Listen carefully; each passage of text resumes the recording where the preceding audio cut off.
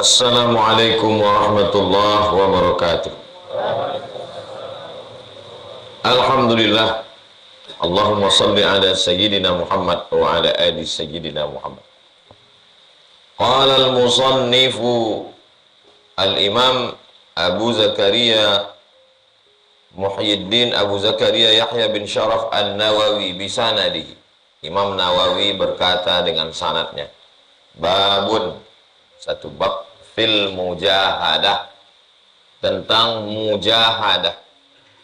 Asal hurufnya 3. Bahasa Arab itu kebanyakan asalnya 3.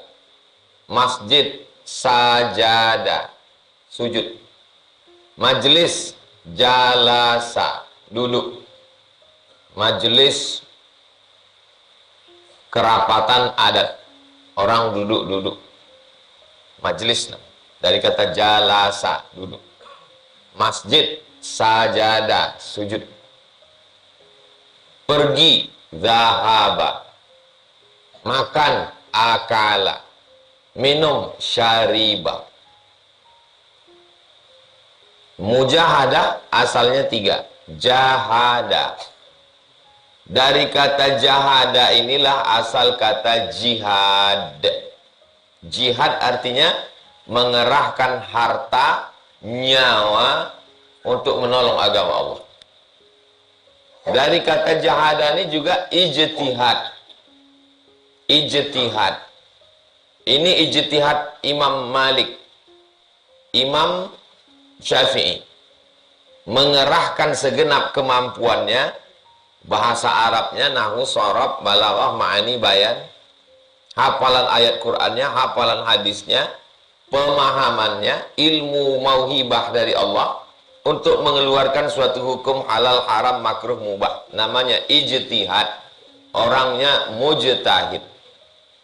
Mengerahkan segenap kemampuan untuk melawan hawa nafsu, melawan tamak, melawan bakhil, melawan kikir, melawan semua keinginan hawa nafsu, disebut dengan mujahadah. Melawan kantuk tidur pagi, melawan hujan rintik-rintik, bisa sampai ke jalan Kamboja. Ini termasuk mujahadah. Ini yang hadir ini udah lulus mujahadah semua. Jauh-jauh datang dari Harapan Raya sana. Mujahadah dari Padang kemarin. Jam berapa berangkatnya itu? Babun fil mujahadah. Babnya ini tentang mujahadah. Qala Allah Ta'ala, Allah berfirman, A'udzu billahi minasy syaithanir rajim. Walladzina jahadu fina. Orang-orang yang bermujahadah mencari jalan kami. Lanahdiyannahum subulana. Kami pasti menunjukkan jalan kami. Wa innallaha lama'al muhsinin. Allah bersama orang yang berbuat baik. Siapa yang bermujahadah, kami kasih jalan. Allah dulu ngasih jalan atau dia dulu berusaha? Tengok bunyi ayatnya. Walladzina jahadu fina lanahdiyannahum subulana. Siapa yang bermujahadah mencari jalan kami, kami mengasihi dia jalan. Jadi kalau gitu siapa dulu berusaha? Kita dulu. Lawan kantuk, siapkan bensin, setel jam, berniat aku tidur malam ini mau bangun nanti jam 4, habis mandi tahajud berangkat ke jalan Kamboja. Itu namanya mujahadah. Lanahdiyannahum subulana. Kata Allah berjanji, ku kasih kau jalan supaya kau jadi orang baik. Tapi mesti ada usaha dan ikhtiar dari orang tersebut. Jadi tak bisa orang katakan, kenapalah aku nih Pak Ustadz, berat aja mau mengaji ini. Ada kau berusaha nyetel jam. Ada saya setel jam 4, tapi saya tidur jam 3. Kalau ada orang cerita gitu, pertanyaannya, waras kau? Mana bisa tidur jam 3 mau bangun jam 4? Kalau udah jam 3 tak tidur, jangan tidur lagi. Kalau tidur lagi itu memang sengaja meninggalkan sholat subuh. Jangan tidur lagi, tahanlah. Habis sholat subuh baru tidur. Makna walladzina jahadu fina lanadiyannahum subulana 3. 1. Orang yang berusaha mencari jalan masuk Islam, Allah kasih dia jalan. Walladzina jahadu fina, Ustadz Felix Siau yang berusaha mencari jalan kami, lanahdiyannahum subulana, kami kasih dia jalan. Walladzina jahadu fina, Ustadz Yahya Walone yang mencari jalan kami, lanahdiyannahum subulana, kami tunjukkan dia jalan kami. Walladzina jahadu fina, Ustadz Nababan yang mencari jalan kami, lanahdiyannahum subulana. Walladzina jahadu fina, Ustadz Ihsan Mokoginta mencari jalan kami, lanahdiyannahum subulana. Walladzina jahadu fina, Ibunda Irene Andono mencari jalan kami, lanahdiyannahum subulana. Ini semua orang ini yang saya sebutkan ini, dan orang-orang yang saya tak ingat tapi mereka baik, mereka ini semuanya berusaha mencari jalan. Makanya Islam mereka itu lebih kuat daripada kita. Mereka lahir tak Islam, habis itu kuliah di kampus, berdebat sama kawan-kawan, risau, menggunakan akalnya. Ini tak logika, ini tak masuk akal. Kenapa begini? Lawannya keinginan hawa nafsunya. Kata bapaknya, kau masuk Islam tak kuakui ke anak. Tak apa-apa pak, asal jangan Allah tak mengakui aku hamba. Akhirnya Allah kasih jalan, dapat hidayah. Mudah-mudahan yang sedang diproses jalan dikasih Allah hidayah.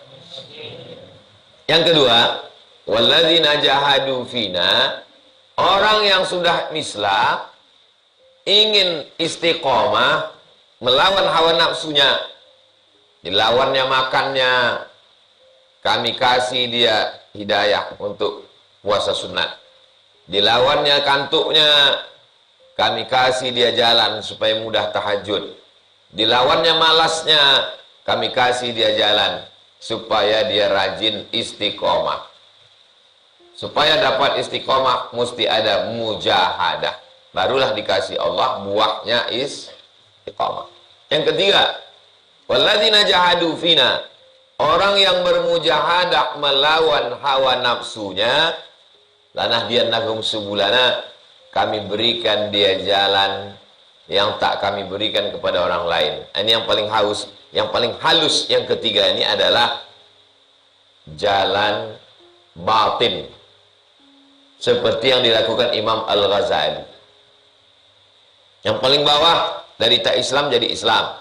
Yang tengah dari yang tak istiqomah jadi istiqomah. Yang ketiga ini yang sifatnya lebih halus batin. Imam Al-Ghazali itu jabatannya rektor Universitas Nizamiyah. Pendirinya Nizamul Muluk, raja. Imam Al-Ghazali begini sama raja. Jabatan rektor, umur di bawah 40 tahun. Terkenal, masyhur. Tapi ditinggalkannya itu semua. Tinggalkannya jabatan rektor, ditinggalkannya sultan, ditinggalkannya popularitas, pergi dia ke Masjid Jami' Umayyin di Damaskus, ibu kota Suriah. Berkhalwat di sana selama 11 tahun. Sampai 11 tahun barulah dapatnya jalan yang disebut dengan ma'rifah. Ma'rifah itu Allah mengenalkan dirinya kepada seorang hamba. Mujahadahnya dari hamba, ma'rifahnya dari Allah. Makanya tak ada mata kuliah ma'rifah 2 SKS. Karena dia bukan dipelajari. Allah mengasih. Setelah 11 tahun dapatnya ma'rifah. Dia ditanya orang, Imam Al-Ghazali, ya, engkau sudah sampai ke maqam ma'rifah itu? Sudah. Apa yang kau nampak? Kata dia, nurun yaqdhifullahu fi qalbi abdi. Cahaya yang ditembakkan ke dalam hati seorang hamba.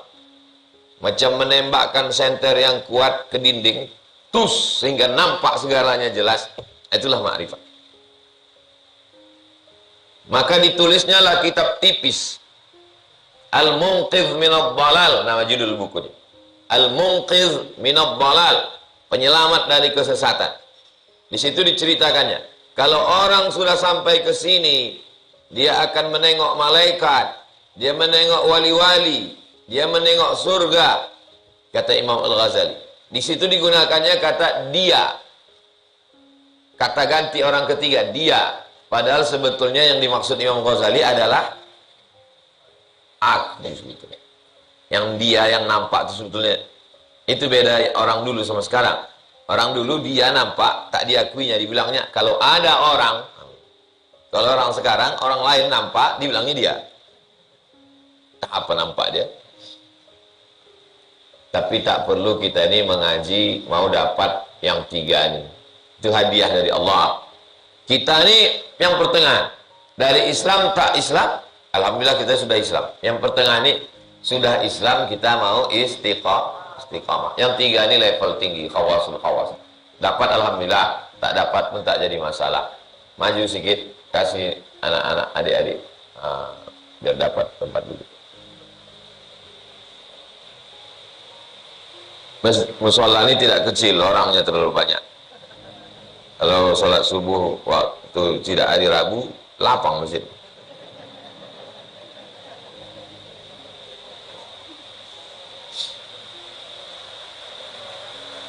Cahaya yang ditembakkan ke dalam hati, sehingga terang benderang nampak segalanya. Tapi jangan gara-gara mengaji ini lalu besok malam nampak saya Pak Ustadz malam tadi agak-agak jam 2 di kamar saya itu terang. Di mana nampak kau terang? Di badan bini saya Pak Ustadz.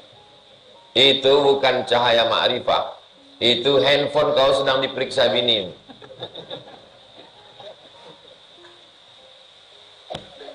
Banyak orang sekarang mengaku-ngaku menengok cahaya.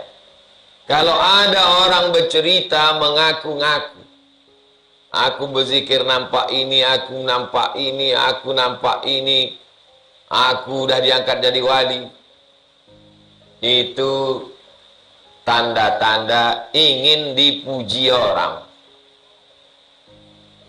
Itu namanya wali ngebet. Ngebet namanya. Apa ngebet itu bahasa kita? Ingin betul jadi wali. Wali itu ada yang tak tahu bahwa dia wali. Wali itu ada yang malu dia wali. Makanya kata Imam Sultanul Aulia, sultannya para wali, Syekh Abdul Qadir Al-Jilani, dalam kitab Sirrul Asrar, rahasianya rahasia. Wali itu kalau dia dapat karamah, kalau Nabi namanya mu'jizah, kalau wali karamah. Wali itu dapat karamah macam anak gadis, maaf, anak gadis pertama kali haid, malu. Begitulah wali itu kalau dapat karamah, malu. Ini sekarang mengaku-ngaku pula. Sebetulnya ustadz itu tidak terlalu ingin jadi wali. Cuman karena jamaah ini selalu mengeluh-elukan. Ustadz wali, Ustadz wali. Dikirimnya pula berita. Hujan lebat di Pasaman Barat tiba-tiba reda karena Ustadz Somad.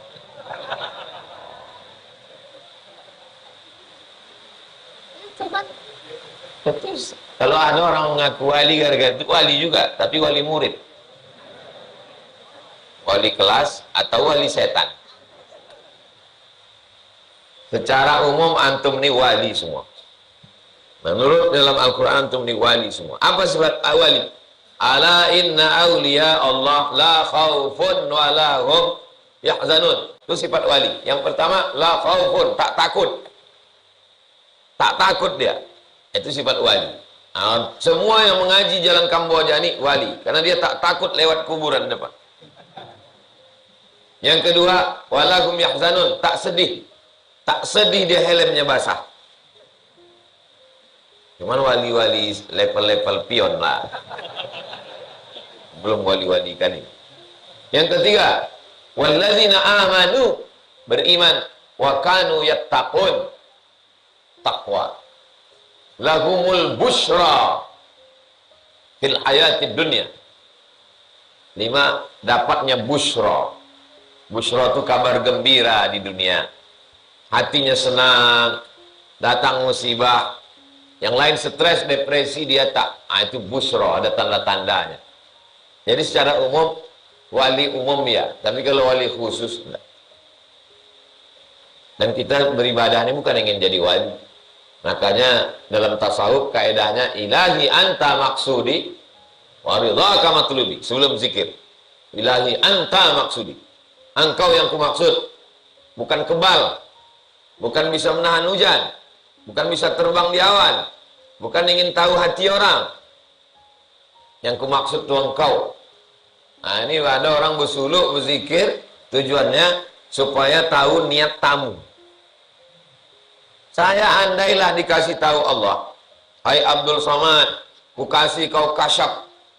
Tersingkap semua apa yang ada di hati tamu-tamu. Tak mau. Ya Allah tak usah. Kenapa? Karena kacau otak saya dibuatnya. Kalaulah semua tamu-tamu yang datang ke rumah saya itu saya tahu apa yang ada di hatinya, berarti berubah sikap saya. Selama ini siapapun yang datang, saya tuangkan teh, saya kasih kue. Kalau jam makan, saya kasih makan. Tapi setelah dikasih tahu Allah, berubah pikiran saya. Datang satu, rupanya mau mencalek. Datang satu lagi, rupanya mau minta pinang, kan tak laku-laku. Kan rusak hati kita itu.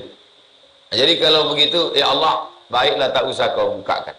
Maka nanti kalau antum tengok ada orang baik, tiba-tiba dia melakukan perbuatan makruh. Ini orang baik, tiba-tiba dia melakukan perbuatan makruh. Boleh jadi dilakukannya makruh itu supaya hilang kasyafnya. Kasyaf itu tersingkap. Tersingkap apa yang ada di balik pintu itu hingga nampak. Siapa yang mengalami kasyaf sehingga tahu aib orang, itu kasyafnya adalah kasyaf syaitan. Kasyaf terbagi dua.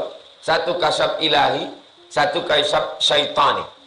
Tiba-tiba antum kasyaf, tapi kasyafnya itu nampak antum aib orang.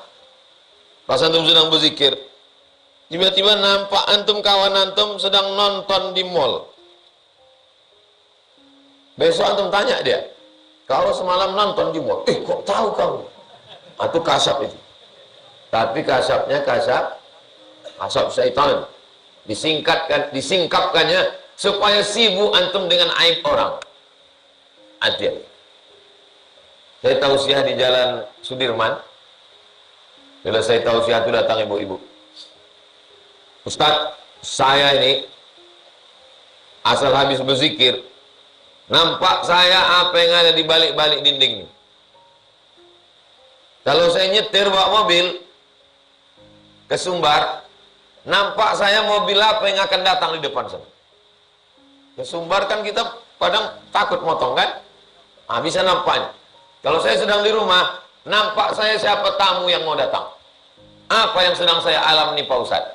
Ibu sedang mengalami kasyaf. Tapi kasyafnya belum dapat dipastikan kasyaf ilahi atau kasyaf syaitan. Cuma membedakannya Pak Ustadz? Ibu jawab jujur. Sedang nampak-nampak nih, makin ingat Allah atau makin lalai? Kata dia, makin lalai Pak Ustadz. Asyik aku mau tahu aja apa yang ada di situ. Berarti sedang mengalami kasyaf syaitan. Hati-hati. Jadi kita ini tak usahlah terlalu mengawang-awang tinggi Kak. Cukup dikasih Allah istiqomah sembahyang, istiqomah ke masjid, istiqomah ngaji, itu sudah wali, itu sudah insya Allah. Amin. Wali-wali yang biasa-biasa aja lah. Belum super kan? Wa inna allaha la ma'al muhsinin. Allah bersama orang yang muhsinin. Namanya muhsin. Sifatnya ihsan. Apa itu ihsan? An ta'budallaha ka'annaka tarah. Fa in lam takun tarahu fa innahu yarak. selalu merasa diawasi Allah. Itulah ihsan. Coba tengok kaitan ayat ini. 3. Orang yang bermujahadah, kami tunjukkan jalan kami, dan kami suka kepada orang yang ihsan. Korelasinya, hubungan antara 3. Berarti orang yang mujahadah itu puncaknya sifatnya adalah ihsan. Ihsan itu apa? Selalu merasa ditengok Allah Ta'ala. Itulah ihsan. Makanya waktu Jibril datang bertanya, 3 yang ditanya. Pertama iman, kedua Islam, yang ketiga ihsan. Puncak dari ajaran Islam ini adalah ihsan. Seandainya orang Islam ini semuanya sampai ke ihsan, apa yang terjadi? KPK bubar. Kenapa jabatan KPK bertambah 5 tahun? Karena kita belum ihsan. Inspektorat Jenderal sudah ada, Irjen sudah ada, pengawas sudah ada, jaksa sudah ada, polisi sudah ada, hakim sudah ada. Kurang juga lagi dibentuk komisi penanggulangan korupsi. Nanti kalau KPK pun juga dianggap tak mampu, muncul lagi, entah apa lagi namanya. Nah, ini karena kita belum sampai kepada ihsan. Doakan supaya Ustaz Somad sampai ke maqam ihsan. Ihsan, merasa selalu ditengok, diawasi Allah Subhanahu wa ta'ala. Inilah yang paling sulit. Wa qala ta'ala, Allah berfirman, wa'budu rabbaka, terus beribadah. Wa'budu rabbaka, terus beribadah. Ibadah, ibadah, ibadah, ibadah, ibadah. Sampai kapan? Hatta ya'tiyakal yakin, sampai datang yang paling yakin. Yang paling yakin adalah mati. Maksudnya teruslah beribadah sampai mati. Jadi kalau ada yang bosan, aku bosan lah udah beribadah ini, insya Allah kau cepat mati. Karena kalau udah mati tak beribadah lagi. Beribadah itu selama hidup di kandung badan, selama hayat di kandung badan, selama bersemayam jasad dalam badan, itulah beribadah. Kalau sudah mati, selesai. Itu makanya orang mati itu tersenyum dia. Sudah selesai udah. Antum datang mengaji di Kamboja ini selama hidupnya aja. Kalau udah mati jangan datang lagi.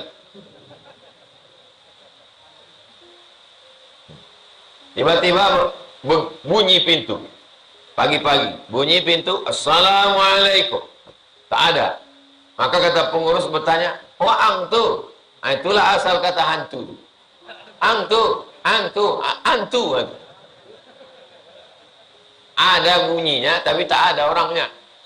Angtu katanya. Nah, itulah jadi hantu.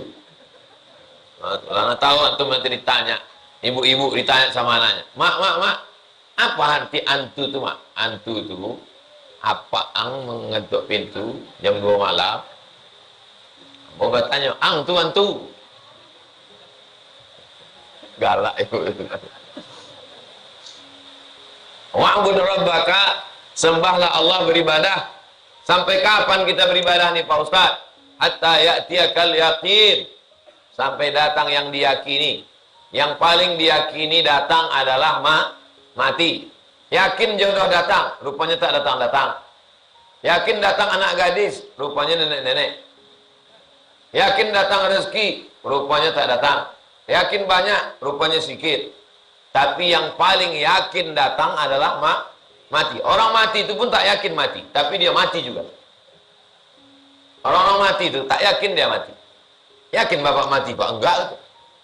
Mati juga dia. Wa'bud rabbaka hatta ya'tiyakal yaqin. Al-Hijr 99. Berikutnya Al-Muzammil. Wal kurisma rabbika, sebutlah nama Tuhanmu. Namanya disuruh sebut. Ya Rahman, Ya Rahim, Ya Malik, Ya Qudus, Ya Salam, Ya Mu'min, Ya Muhaimin, Ya Aziz. Jadi kalau kita berdoa disuruh manggil nama Allah.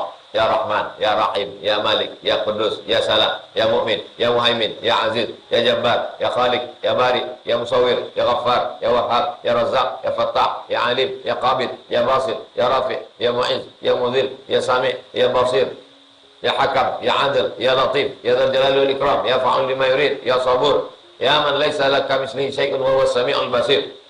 Walillahil asmaul husna. Allah punya asmaul husna, fad'uhu biha, maka panggillah namanya. Ya Allah, Ya Rabb.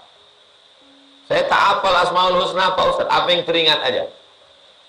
Ya Qadim, Ya Qadim, Ya Qadim, Ya Qadim. Dalam acara zikir akbar, Ustadz yang berzikir nih dipanggilnya Ya Qadim. Qadim artinya yang maha kekal. Sifatnya qidam. Yang punya sifat itu Qadim. Ya Qadim, Ya Qadim. Datang panitia. Mohon maaf Pak Ustadz, Kapolres datang juga.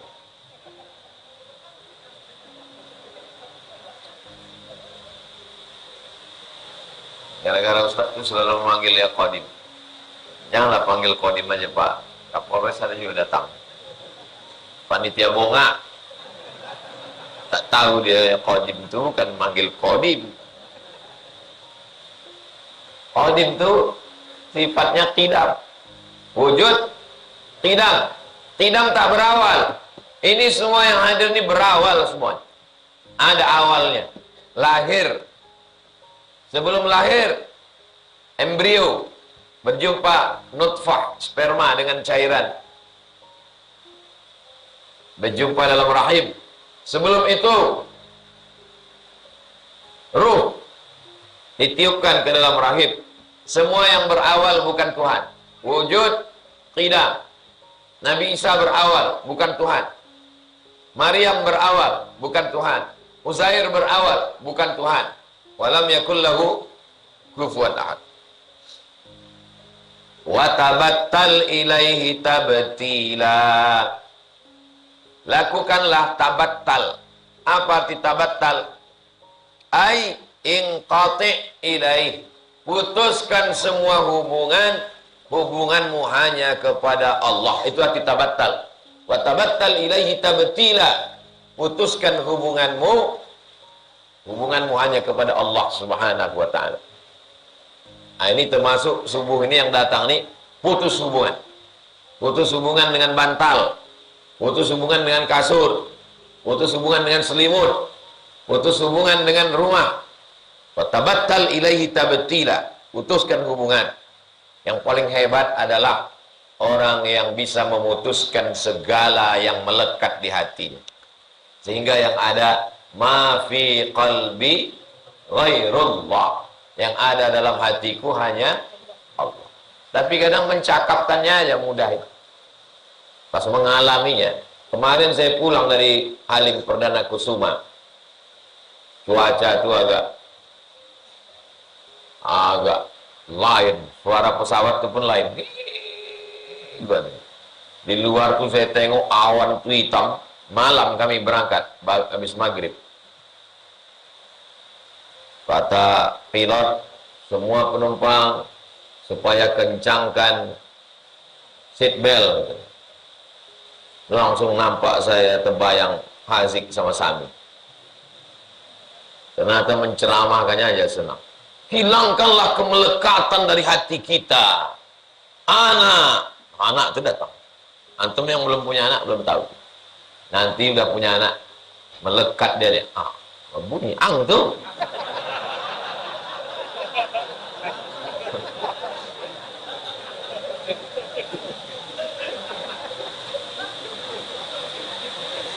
Kapan kita bisa membuang kemelekatan dalam hati kita itu? Kalau kita melawan dengan mujahadah. Melekat duit itu dalam hati kita. Gimana caranya biar supaya tak melekat? Keluarkan dia, masuk ke dalam kotak. Kalau ada orang berceramah, hilangkan kemelekatan dalam hati kita. Pas lewat kotak, haram keluar. Itu cuman lipstick aja. Gimana caranya biar supaya jangan melekat dia di hati kita? Lepaskan dia. Ustadz tak melekat Jaguar tuh di hati Ustadz. Melekat sampai sekarang teringat-ingat juga saya. Asal nampak saya mobil mewah, kalau dibawa ke Pekanbaru kemarin, sedap juga. Apalagi knalpotnya agak di setel sedikit kan. Lewat pula awak di depan UIN kan. Salah, mudah. Kalau salah semester 3 awak lagi. Dia melekat dia dalam. Dan kita lawan dia supaya lepas dia. Datang. Sedangkan udah dilepaskan pun datang juga dia lagi. Apalagi tak dilepaskan. Belajar kita melepaskan segala kemelekatan. Putuskan. Karena pada saatnya nanti semua akan memang putus. Semuanya akan putus. Maka sebelum dia putus, kita putuskan dulu. Semua penderitaan, kekecewaan, kesedihan berasal dari rasa memiliki. Semakin besar rasa memiliki, semakin sedih saat dia pergi. Boleh untuk tulis di baju kaos. Semakin besar rasa memiliki, semakin sedih saat dia pergi. Ini untuk orang yang belum move on. Jadi kenapa wali-wali itu tidak sedih? Karena dia tidak punya rasa memilih. Tapi Pak Ustadz, orang-orang ulama tasawuf itu kaya-kaya. Oh kaya-kaya. Tapi tak sampai ke hatinya, hanya di tangannya aja. Imam Malik bin Anas, gurunya Imam Syafi'i, Imam Maliki, kaya. Punya kereta kencana di Madinah. Imam Sufyan As-Sauri tinggalnya di Kufah, Irak, miskin. Sama-sama imam. Tak ada makmum, imam dua-duanya. Imam Malik di Madinah, kaya.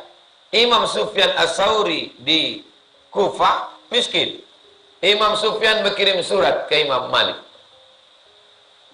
Malik, kita ini kan imam.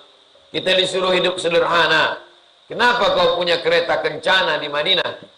Dijawab oleh Imam Malik. Memang dia ada, tapi dia hanya menyentuh tanganku, tak sampai ke hati. Jadi nanti antum kalau antum jadi imam, jadi ulama, mobil antum banyak, datang orang mengkritik. Apa ini? Itulah jawabannya. Bilang, dia memang banyak, tapi dia tak sampai ke situ. Itu untuk cara membela diri aja. Kalau Imam Malik memang betul. Tapi kalau kita entah iya entah tidak lah. Yang penting lepas kan. Saya ajarkan untuk cara lepas dari serangan orang. Apa nih Ustaz? Ustaz kok kayak gini? Hidup Ustaz itu mesti sederhana. Jadi maksud kau suruh aku pikir miskin? Ada orang-orang yang menilai antum dari pakaian antum. Itulah kenapa ulama-ulama besar itu pakaiannya mewah-mewah. Antum tengok Habib Umar bin Hafiz. Sorbannya, jubahnya. Kenapa? Karena memang ada manusia ini menilai orang dari pakaian. Di Mesir, Syekh Abdul Ba'is. Kalau dia duduk di masjid, waktu kami datang, tinggi kursinya. Bos sorban besar, jubahnya 2 lapis, di dalam warna putih, di luar warna coklat, dengan wibawanya. Kami menengoknya. Datang muridnya, Ustaz hebat tak nengok Syekh Abdul Ba'is? Hebat, muhaddis, ahli hadis, hebat Syekh ini. Ada anak Indonesia perempuan yang kerja di rumah dia itu Ustaz, mahasiswi kita, jadi pembantu, enggak, berkhidmah aja, mencucikan bajunya, menolong istrinya.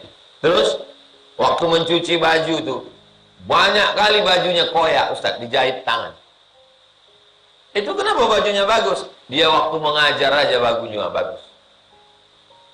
Supaya apa? Supaya orang yang belajar tuh memuliakan ilmu. Maka kalau dia mengajar, sorbannya bagus, jubahnya bagus, bajunya bagus, penampilannya bagus. Terbalik sama orang sekarang. Kalau mau mengajar, pakai baju yang lusuh-lusuh. Biar supaya apa? Biar dibilang, oh Ustaz kami tawadhu. Pas mau pergi undangan, wow, lengkap dengan songketnya. Kerisnya sekali. Menunjukkan dia gagah. Makanya Imam Malik bin Anas kalau mau mengajar hadis, dipakainya baju yang paling bagus. Ustaz, kami tengok tak ada baju. Inilah baju yang paling bagus. Baik. Gambar. Bag. Sarung. Peci. Bag. Bukan untuk memuliakan diri, tapi untuk memuliakan ilmu. Ini nanti antum kalau pulang, diminta sama orang di kampung. Dek, dari UIN ya? Ya. Dari UIR ya? Ya. Dari UNDRI ya? Ya. Bisa ceramah di tempat kami? Saya kalau ceramah-ceramah tak beri sini terus terang nggak bisa saya. Cuman kultum-kultum, ampas-ampas tak, bukan level saya itu Pak. Tapi kalau untuk membacakan kitab Riyadhus Shalihin, insya Allah bisa. Hatam, enggak, 2-3 hadis saja. Antum pakailah, pakai baju koko di dalam, habis itu antum pakai jas alma mater, jas UIN, jas UIR, jas lancang kuning, jas Amik, akademi, apa Amik itu? Komputer kan? Nah, bukan untuk orang menilai antum dari pakaian antum. Ustaz, kenapa ceramah tak pakai sorban? Karena antum semua udah kenal anak. Kalau dulu kemana-mana pakai sorban. Coba waktu baru pulang dari Maroko tuh kepedean. Kita kalau baru pulang itu PD-nya luar biasa. Kita menganggap kita lah yang paling alim di Pekanbaru. Jadi tak pakai sorban. Pulang dari UIN jam 12 kurang, pergilah ke masjid Rumah Sakit Umum RSUD Arifin Ahmad. Pas di depan mimbarnya itu saya duduk. Jam 12 saya duduk situ. Mau khutbah Jumat. Pengumuman pengurus RSUD. Khatib kita hari ini adalah Al-Mukarram Haji Abdul Somad LCMA. Tapi karena dia belum juga datang, maka khatib dari pengurus RSUD Arifin Ahmad khutbah dari situ. Padahal saya bawa. Itu gara-gara pakaian itu. Gara-gara tak pakai sorban. Coba kalau saya pakai sorban situ, pasti ditanyanya kan, Ustaz Somad ya? Waktu itu belum ada viral lagi, belum ada gambar. Baru pulang. Banyak juga waktu saya baru pulang tuh orang ragu, ini ustadz apa mahasiswa? Muda kali. Sekarang aja dibilang orang itu 25. Bayangkan lihat. Lanjut. Wa qala ta'ala, "Faman ya'mal mithqala dzarratin khairan yarah." Siapa yang melakukan perbuatan baik sebesar biji sawi, dzarrah, yarah, nanti matanya akan menengok perbuatan itu di akhirat. Yarah. Jangan merasa berkecil hati karena amalnya kecil. Antum mau minum, nampak antum semut berenang-renang di dalam. Lalu antum julurkan kelingking antum untuk mengeluarkan semut itu ke bawah. Kecil kali itu amal, tapi insya Allah dibalas Allah. Cuman setelah antum minum, antum perlu berpikir, waktu antum memasukkan kelingking antum ke dalam, sebetulnya antum menyelamatkan semut atau menyelamatkan teh antum?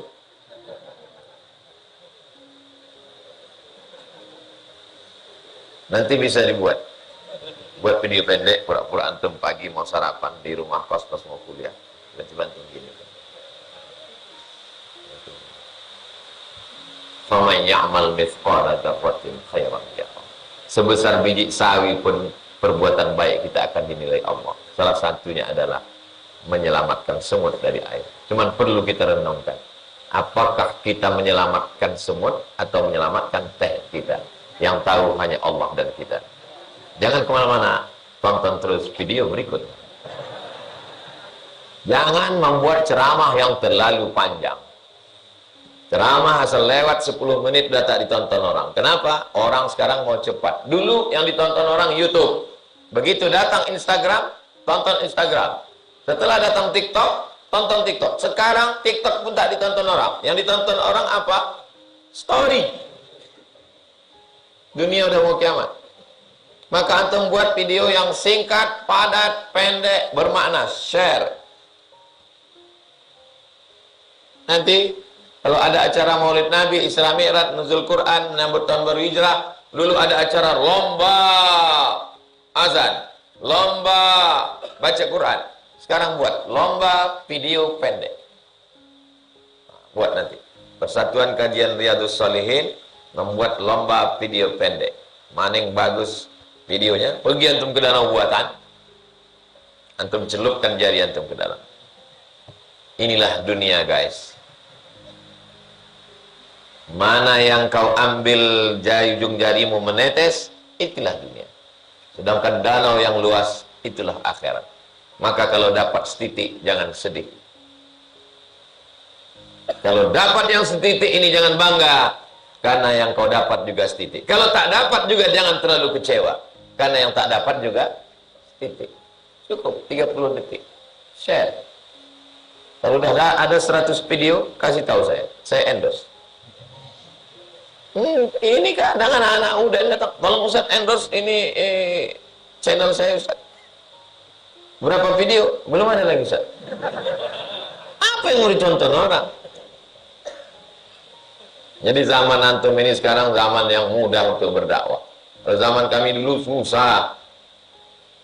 Saya tahun 96 kuliah di UIN, IAIN, masuk ke perpustakaan, baca majalah Tempo. Di situ ditulis, nanti tahun 2000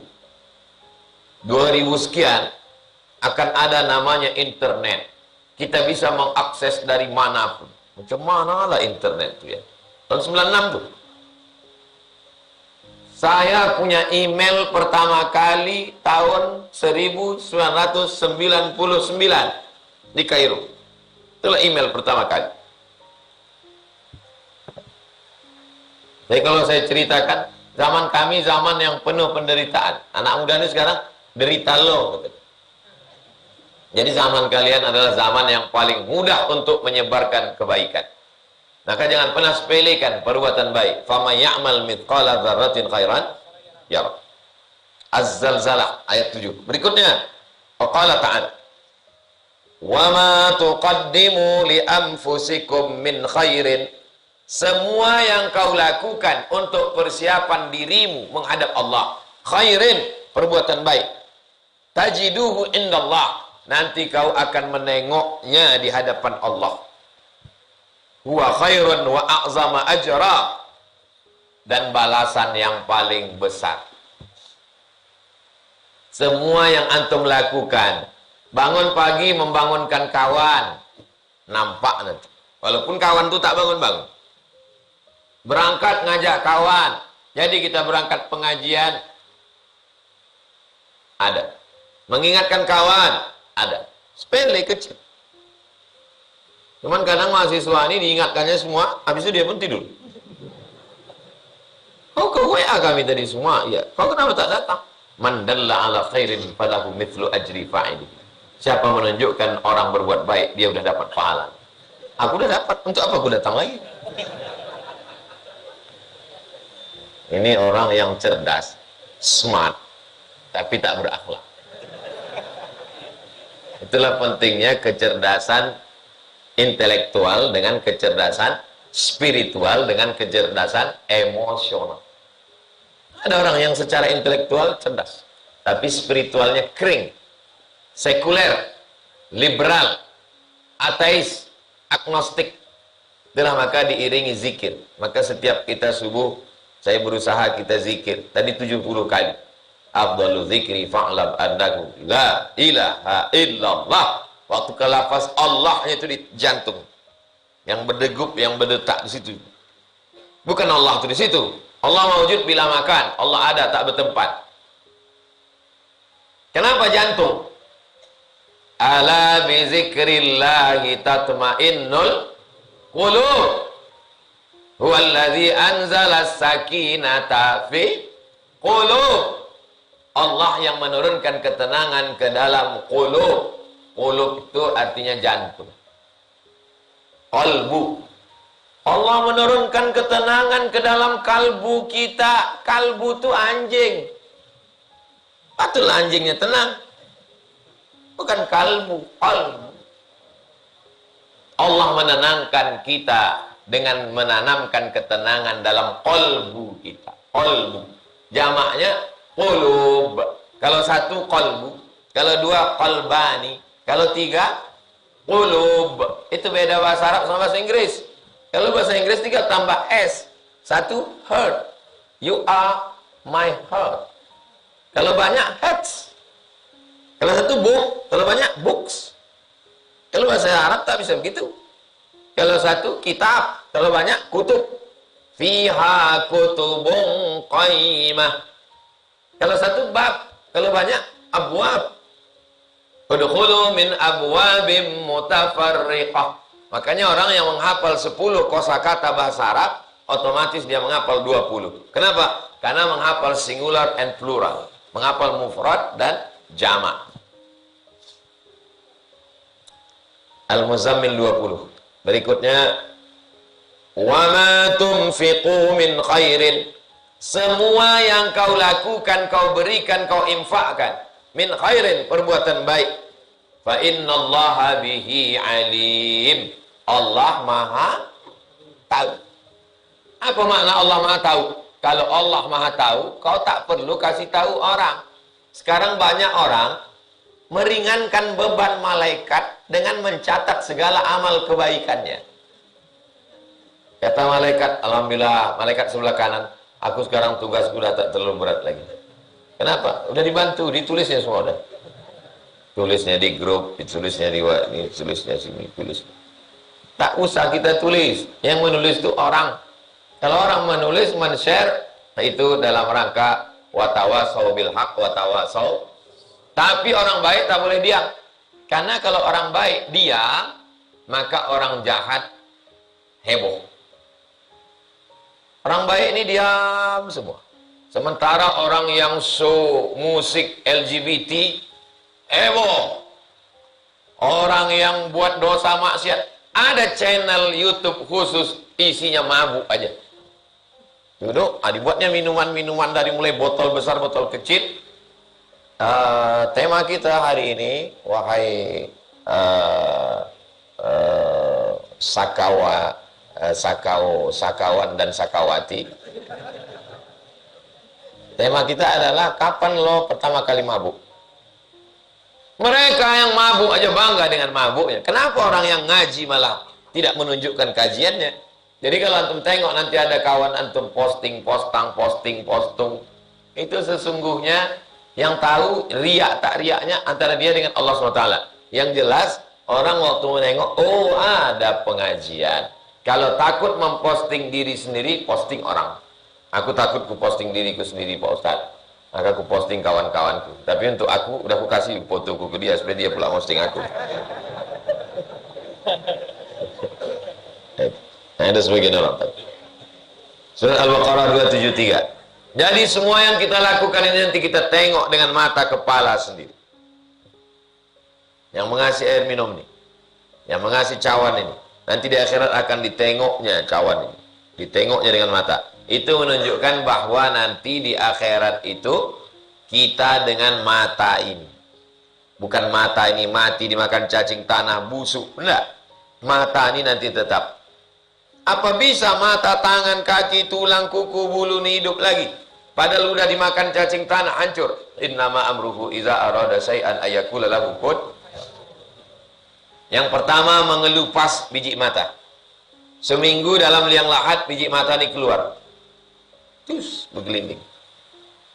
Rambut nih mengelupas, lepas dari kepala. Kuku lepas. Kuku ini lepas dari kulit. Daging-daging ini berwarna hijau biru tua. Busuk, usus menggelembung. Pecah seminggu. Datanglah ulat-ulat, cacing-cacing. Nana yang oplas kemarin. Operasi plastik. Makanya kalau ada antum pergi kondangan, pergi acara walimah, Ada rasa tak pede dalam hati nengok orang cantik. Wah, cantik kali dia. Bayangkan nanti dia makan cacing tanah. Untuk membangkit. Tapi jangan pula dicakapkan, alah kau cantik-cantik makan cacing tanah juga kau nanti. Atau kalian buatkan pula video. Hai guys, ini yang cantik-cantik ini. Ini semua ini santapan cacing tanah semua nih. Ngamuk lah dia. Wal ayatu fil babi katsiratun. Ayat tentang bab mujahadah ini katsiratun. Apa makna kasir? Banyak. Ma'lumatun, maklum. Diketahui. Semua orang tahu. Disebutkan Imam Nawawi beberapa ayat ini hanya sebagai example, for example, hanya sebagai contoh saja. Wa ammal ahadis, adapun hadis-hadis. Hadis yang pertama nomor 95. Kita lanjutkan nanti pertemuan pertama, pertemuan kedua. Insya Allah. Sampai jam 6. Jam 6 ke jam 6.20 kita akan jawab pertanyaan-pertanyaan. Habis itu kita sholat sunat isyraq 2 rakaat.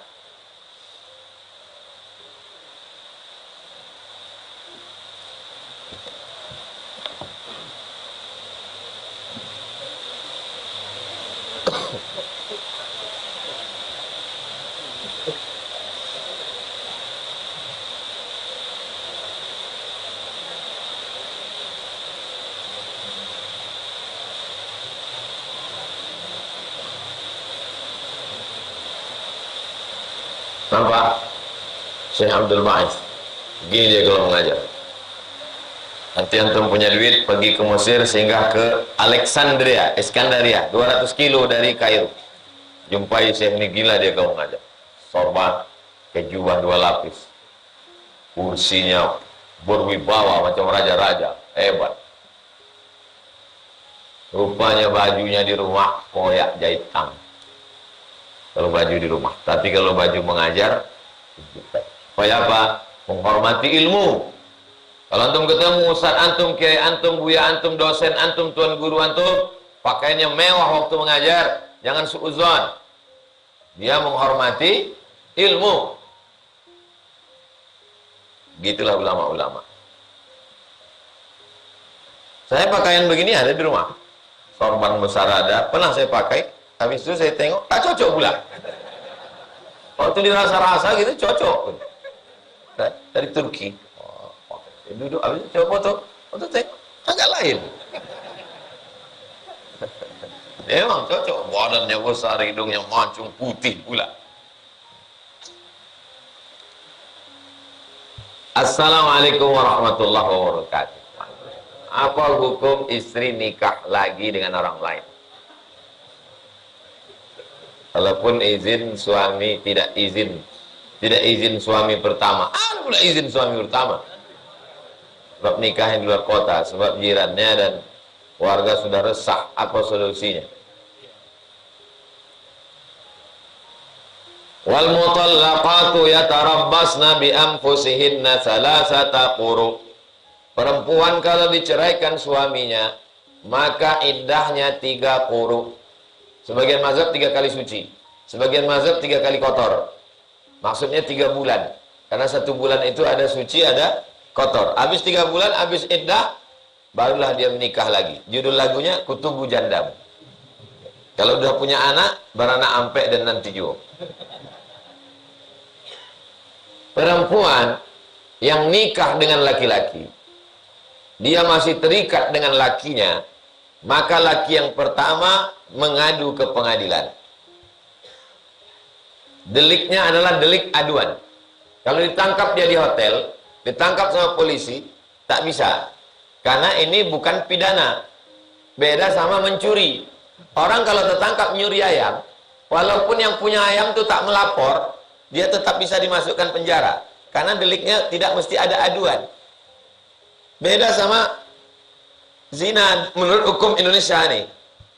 Kalau menurut hukum Islam jelas tuh, gali tanah, masukkan, lempar batu, mati, selesai.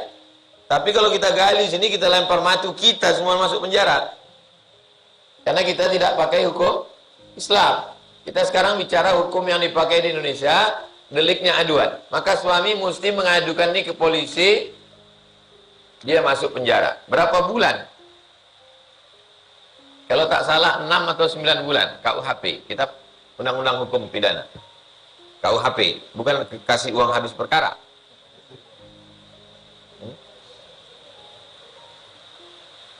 Sebab nikah di luar kota, jiran dan warga sudah resah. Mana Pak RT? Pak RT, Pak RW, panggil ini. Kumpul kerbau ini. Panggil kerbau ini, kerbau jantan dan kerbau betina ini. Panggil, kalian udah merusak. Kau berzina di rumah ini, satu kampung nih. Kenapa kalian diam? RT, RW, panggil. Arak dia keliling kampung, masukkan ke penjara. Laporkan ke polisi. As-sakitu anil haq, setan akhras.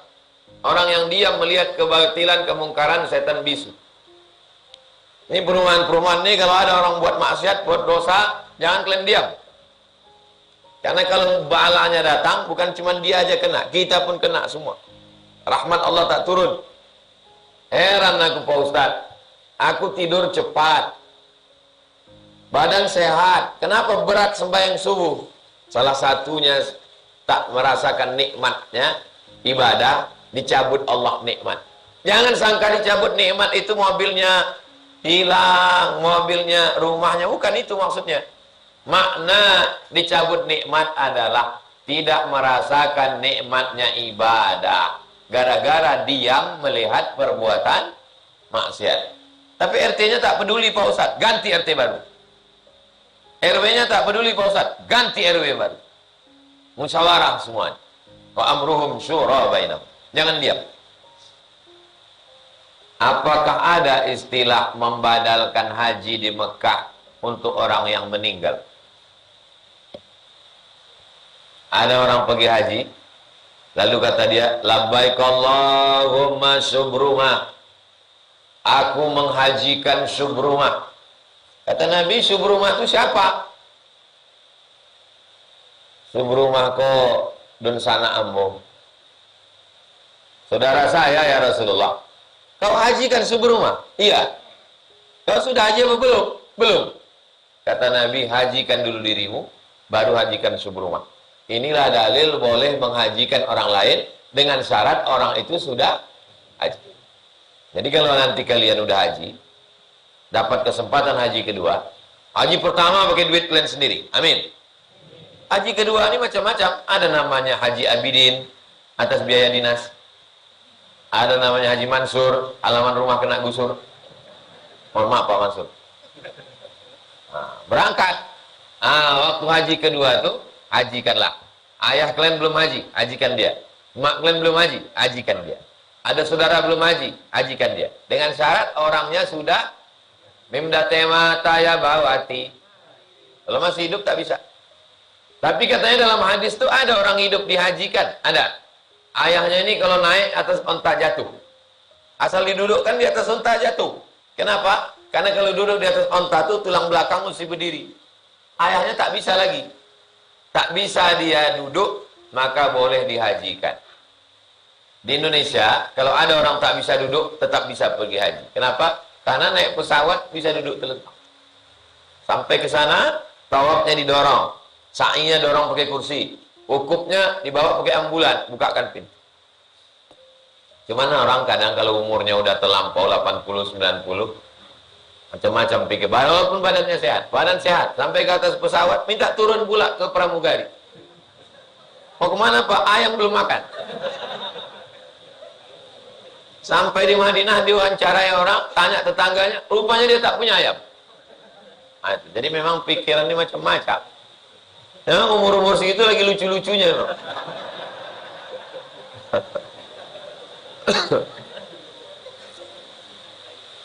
Apa yang selalu kita lakukan waktu muda, itulah yang akan datang ke pikiran kita. Kenapa Bapak teringat ayam? Karena yang selalu dia lakukan nasi ayam. Apa yang selalu antum lakukan, itulah yang akan datang waktu tua-tua nanti. Ada orang stroke. Stroke pertama, error. Stroke kedua, hang. Hilang semuanya. Anaknya pun datang ditanya, kau siapa? Sampai suatu hari, datang jamaah kita. Kawan konco. Jamaah ini cerita ke saya. Datang jamaah ini menjenguk dia. Tahu apa kata dia ke kawannya? Saya mau menceritakannya pun segan, tapi karena ini tak nyebut nama. Ke kawan ini, tua udah hampir 80. So, ke kawan ini kata dia, itu selalu kerja dia dulu. Antum hati-hati lah. Jangan sampai antum tua, udah 80 tahun datang kawan jenguk. Apa ulah antum dulu di kos-kosan itu? Ya tak sadar lagi. Yang mana datang ke saya? Aku Pak Ustaz terkejut kalian begini Pak Ustaz. Itulah Pak dimintanya aku Pak Ustaz. Pas-pas. Tapi antum yang suka mengaji ini nanti kalau udah tua, pas datang kawan antum, yang antum tanya, masih ada pengajian Riyadhus Shalihin? Antum bilang, Ustaz sama udah 50 tahun mati.